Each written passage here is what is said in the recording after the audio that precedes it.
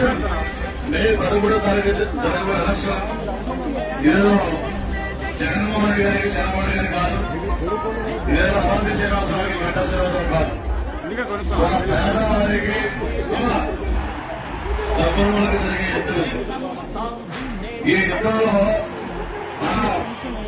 జగన్ గారిని గెలిపించుకుంటే పేదవాడు గెలిచినట్టు. జగన్ గారు గెలిస్తే బీసీలు, ఎస్సీలు, ఎస్టీలు, మైనార్టీలు గెలిచినట్టు. మహిళలు సంతోషంగా ఉండాలి అని ఆలోచించే నాయకుడు శ్రీ వైఎస్ జగన్మోహన్ రెడ్డి గారు. కాబట్టి మీ అందరికీ నా విజ్ఞప్తి ఏంటంటే, ఏదో ఈ 5 సంవత్సరాల కాలంలో మన పరిపాలన చూశారు. మరి 5 సంవత్సరాల కాలంలో ప్రతి ఒక్క వ్యక్తి కూడా పొలం